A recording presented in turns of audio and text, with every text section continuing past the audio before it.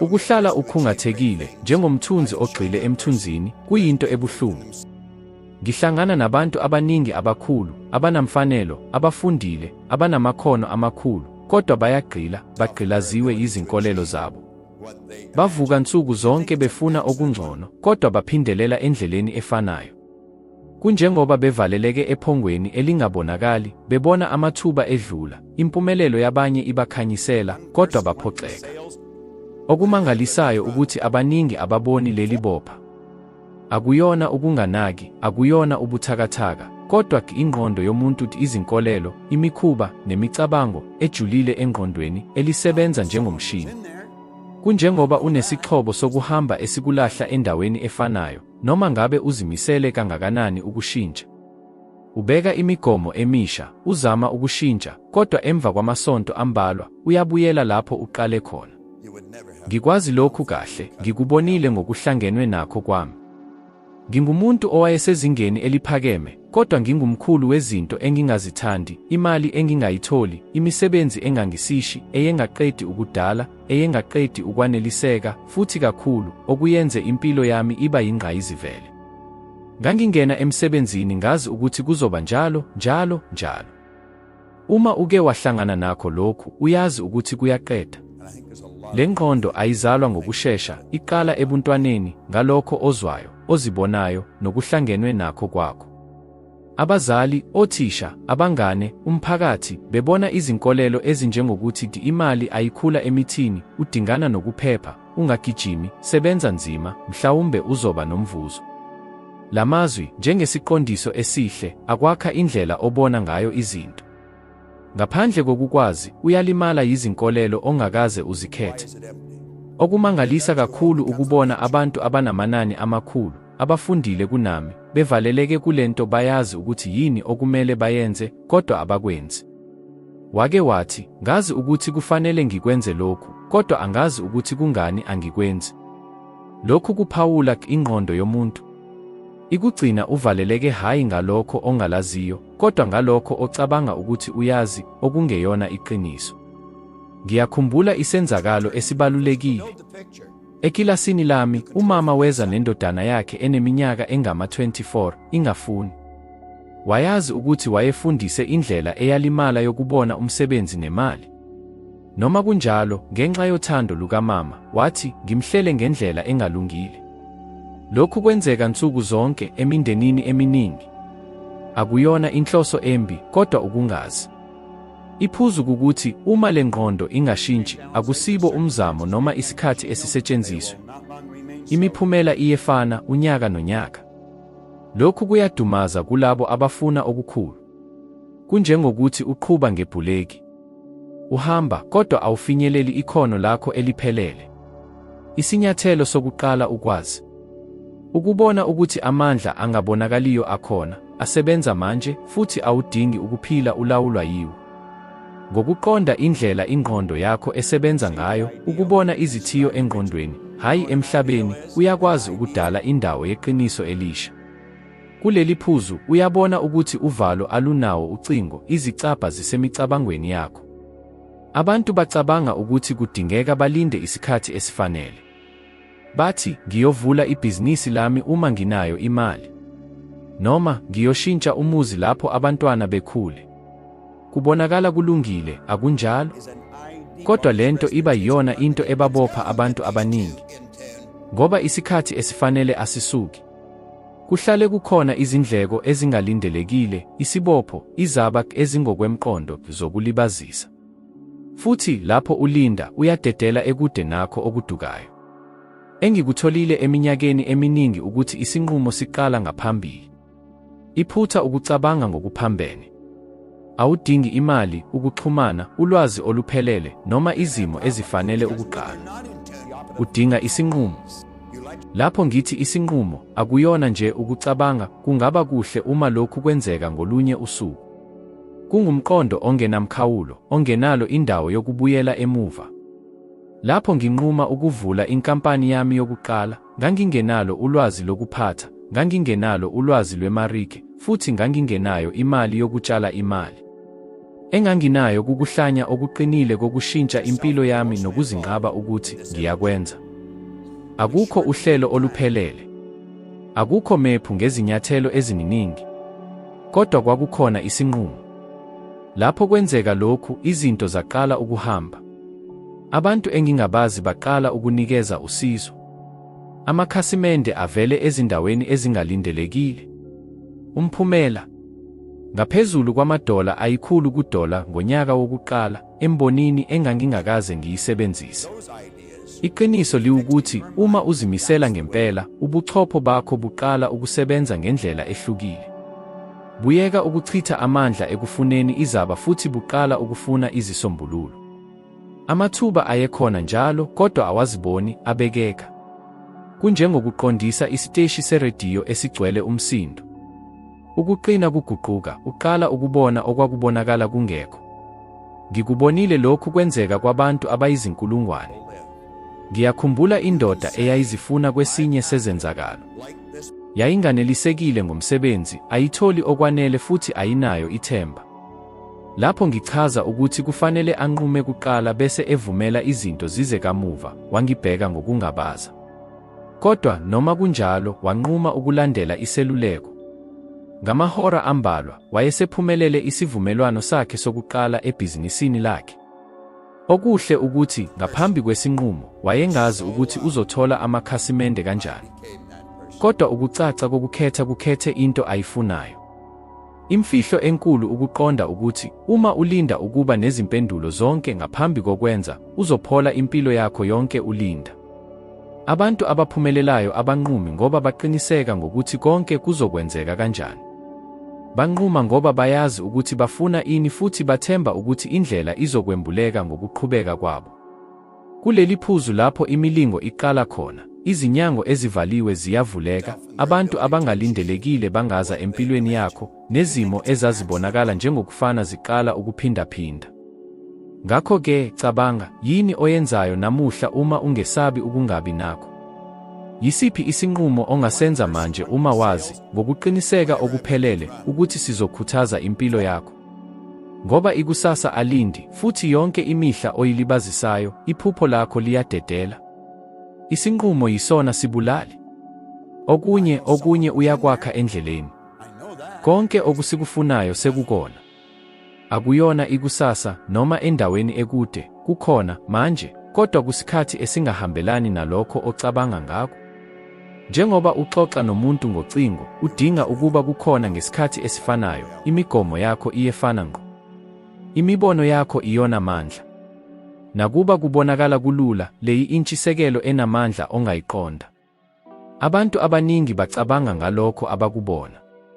Uma ama-akhawunti aseleyo, bacabanga ngokunganele. Uma umsebenzi ungaqinile, bacabanga ngokwesaba. Uma imakethe ibonakala ilukhuni, bacabanga ngokungaphepheli. Iphutha liwukuthi, ngokulinda kuleli phakethe lemicabango, bangathola izimo ezivumelana nale micabango. Kunjengokuzama ukuqondisa isiteshi serediyo somculo wakudala, kodwa usalindele esihlaleleni esidlalayo. Akusibo ukuthi ufuna ukulalela umculo ofanele, uma ungashintshi ukulungiswa, akukho lutho oluya kushintsha. Ngokuqonda lokhu, ngaqala ukubona ukuthi njalo lapho ngibopha imicabango yethu diyendlela uneki ukuthi imali izovelephi, ngangidelela lokho engangikufuna ukukhetha. Kwaba kuphela lapho ngiqala ukuqondisa umphumela ofunayo, hayi lokho engingabi nakho, lapho izinto zaqala ukugeleza khona. Ngiyakhumbula icala elihle kakhulu, ngahlangana noPhil Goldfine, indoda enganelisekile, enenzuzo encane futhi isebenza komuntu ayemthanda. Wayengazi ukuthi angaphuma kanjani kulelo simo, kodwa wanquma ukuthembela enkambeni. Ngimqondise ukuba ashintshe ingqondo yakhe empilweni ayifunayo, hayi ezinkingeni zesikhathi samanje. Namuhla uyigugu futhi ungumkhiqizi ophumelelayo. Akukho nhlobo. Kwaba yimbangela yokucinga kusikhathi esifanele. Lokho okumele kwenzeke ukuba umgomo ngamunye onayo uhlala ezingeni elihlukile, ukuqina okuhle kakhulu kunalokho okukhona manje. Futhi awukwazi ukukhuphuka ngokubheka phezulu. Udinga ukulungisa umcabango wakho ngamandla aleli qiniso elisha. Uma uqala ukwenza futhi uzizwe njengoba usukona, ubuchopho bakho nomzimba wakho baqala ukusebenza ngokubambisana nomgomo. Imibono efanele iqala ukuvela, abantu abafanele bahlangana nawe. Namathuba ayengabonakali ngaphambili abeka. Kumele ube uke wahlangana nalokhu ngaphandle kokukwazi. Uyazi lapho ucabanga ngumuntu othile futhi ngokuzumayo uthi ukhulume nawe. Noma uma ufisa kakhulu into futhi ngokuzumayo uthole ithuba elingalindelekile. Lokhu kufakazela ukuthi umcabango neqiniso lixhunyaniswe kakhulu kunalokho esifundiswe ukukholelwa. Futhi uma lokhu kwenzeka ngokwemvelo, cabanga ukuthi kungenzeka ini uma ukwenza lokhu ngokuhlosile. Ukuqonda ukuba akuyona nje ukufisa into, kodwa ukufisa ngendlela ethile, ecacile futhi ebandakanya imizwa. Akusibo ukusho ngifuna imali engaphezulu ke futhi uqhubeke ucabanga ngezikweletu. Udinga ukuchaza ukuthi ufuna kangakanani, uzizwa kanjani uma unayo le mali, futhi uzifake engqondweni yomuntu osevele ewuqondile.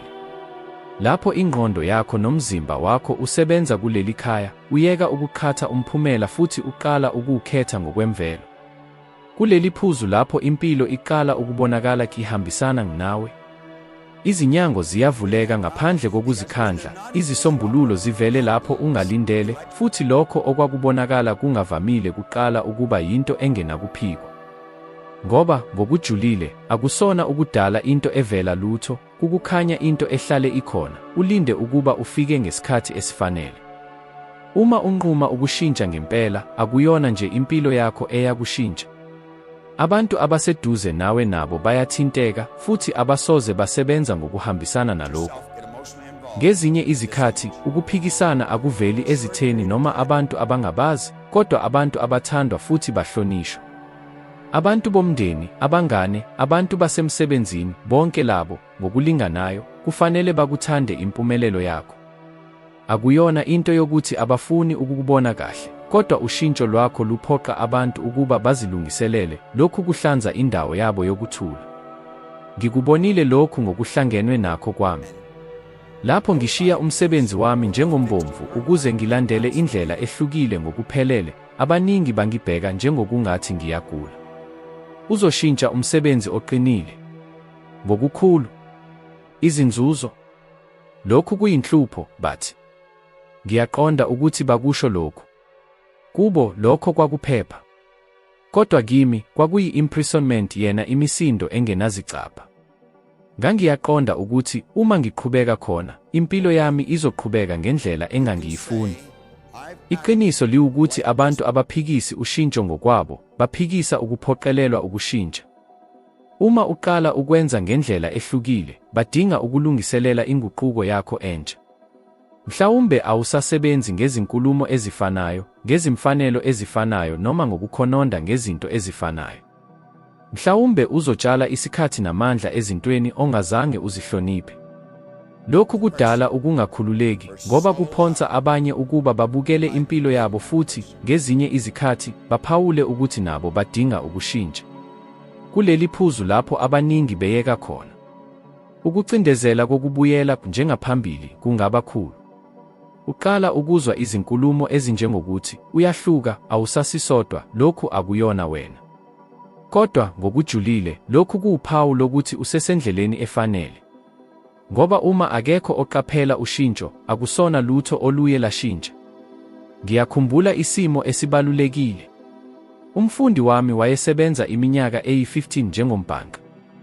Wayekuhle kulokho ayekwenza, wayethola imali enhle, futhi le mali eyengeziwe yayenza kube ubuhlanya ukushiya umsebenzi. Kodwa wayenephupho, ukuvula ijimu yokuzivocavoca izinja. Iphutha liwukuthi lokhu kwakuqondene nokuyeka ukuphepha kwemali ngokushesha, futhi wayengenalo ulwazi lokuqala kule ndawo. Lapho ekugcineni enqunywe ukukhathazeka, wathola ukungathandi ngisho nabantu abaseduze. Kodwa waqhubeka.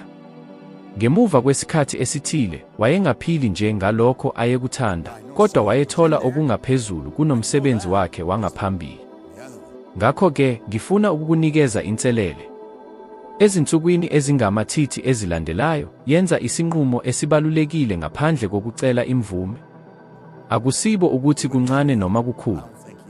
Okubalulekile ukuthi kuyisinqumo osikholelwa yona wedwa okuyinto edingekayo ekukhuleni kwakho. Bheka ukuthi uzizwa kanjani uma ukwenza lokhu. Bheka indlela isimo sakho sishintsha ngayo futhi ikakhulu indlela abantu abaseduze nawe basabela ngayo. Lolu lwazi aluhlanganiswanga, luqondiswe ekuqiniseni amandla akho okwenza ngokususelwa embonweni wakho wokuzimela, hayi okulindelekile kwabanye. Iqiniso liwukuthi uma unquma ukushintsha, udinga ukuqonda ukuthi ingxenye yale nqubo ukubhekana nokuphikisana. Kuvamile. Kuyindlela yabantu. Kodwa akuyona isizathu sokuyeka. Ngoba ekugcineni labo abakukhathalelayo ngempela bazokulungiselela futhi mhlawumbe baze baphefumulelwe. Futhi labo abangagcini, mhlawumbe kungukubonisa ukuthi abafanele babe nethonya elikhulu endleleni yakho yokuphila. Abantu abaningi baphila njengabantu ababi efilini labo. Bavela esimweni, balandela indima abayilindele kubo, balandela iskripti esilotshwe othile bese bephuma esimweni ngaphandle kokubuza uma lokhu okuyikho abakufunayo ngempela. Kunjengokuba kwisitudiyo esikhulu sokurekhoda, ngezinkulungwane zabantu abagijima beya phambili nangasemva, kodwa bekwazi ukuthi ukugxila kwesithombe akusiso kuwe. Futhi okubi kakhulu ukwamukela lokhu njengokuthi kuyinto evamile. Iphutha liwukuthi lapho ungayithathi indima yokuqala, othile uzohlale enqunywa kuwe. Abanye bakhetha izinkulumo, baqokomisa izigcawu futhi baze baqonde ukuthi nini isikhathi sokuqeda ukuhlanganyela kwakho. Yisikhathi esiqala ngombuzo olula, kodwa onamandla, yini engifuna ngempela? Hayi lokho okubonakala kulungile, hayi lokho abanye abacabanga ukuthi kufanele ulikufune, kodwa lokho okuwenza inhliziyo yakho isheshe. Lapho lempendulo ivela ngempela, icece kangangokuba uzizwa njengokungathi usukwazi ukwenza isiphetho sefilimi yakho. Yilapho imilingo iqala khona, ngoba ukucaca kuholela ekuqondisweni, futhi ukuqondiswa kudinga isenzo. Lapho ngiyeka ukuqondiswa yilokho okwakubonakala kungokwemvelo futhi ngiqala ukulandela lokho engangikuthanda ngempela, impilo yami yahleka ngendlela engangingakaze ngiyibone. Izinqumo zaba zishesha kakhulu, amathuba abekeka kakhulu futhi amandla okwenza abonakala engapheli. Angisaphenduli ekwenzekeni, ngangidala izigcawu zefilimi yami. Le yindlela abambalwa abayisebenzisayo, ukwenza njengoba sekungokoqobo. Uma ufuna ukuba umbhali, bhala nsuku zonke, ngisho noma ungenayo inkontileka ebhaliwe. Uma ufuna ukuvula ibhizinisi, ziphathe njengomnikazi we-entrepreneur, ngisho noma usebenzela omunye umuntu.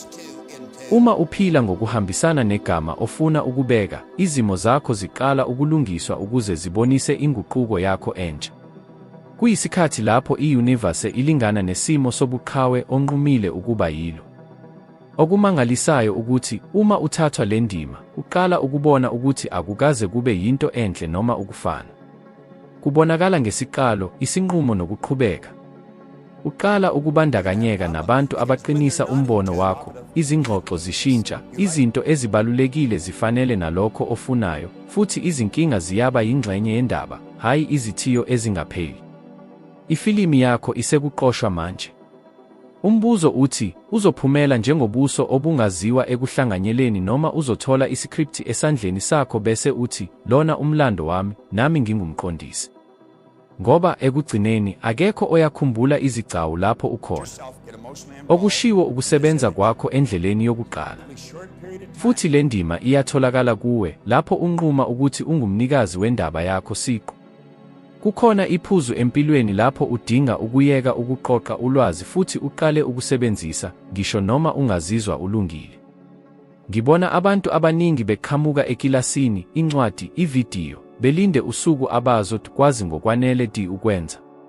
Kuyisikhathi sokuba bakhe ilibrary engqondweni yabo, kodwa abavuli iminyango yomhlaba ukuze abantu babone. Iphutha liwukuthi lolo suku oluphelele lokulungela ngokuphelele alukho. Kuhlale kukhona into entsha yokufunda, iminingwane yokulungisa, isizathu sokulinda isikhathi eside. Ngikubonile lokhu. Lapho ngiqala ukufunda ukukhula komuntu, ngagxila. Ngafunda konke engangikuthola, ngahlanganyela emihlanganweni, ngalalela ama-tapes ne-audio. Kwakunjengokungathi yonke imininingwane entsha yayinika amandla okwesikhashana, kodwa ngemva kwalokho ngibuye endaweni efanayo. Kwaze kwaba yilapho ngiqaphela ukuthi nganginawo umlutha wokufunda, kodwa angiwuwo umlutha wokwenza. Ushintsho olukhulu lufikile lapho ngiqala ukusebenzisa engangikwazi, ngisho noma ngizizwa ngingakulungelanga.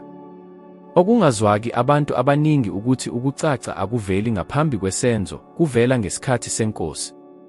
Kunjengokuthi uqhuba ebusuku ngezihloko ezivuliwe, awuboni yonke indlela, kodwa ubonakala ngokwanele ukuhamba amathunzi ambalwa.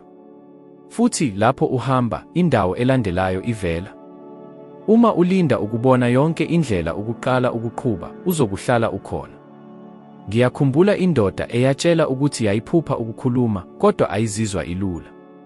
Yathi, ndingadinga ukuthuthukisa ukukhuluma kwami, ukuqonda ngokwengeziwe ngale ndaba, ukubuka izinkulumo eziningi.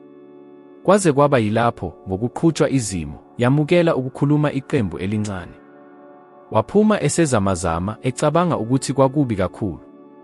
Kodwa ekugcineni, abantu basondela ukubonga nokucele izingxoxo eziningi. Yilapho eqaphela khona, uma belinde ukuba aphelele, bekangeze baqale.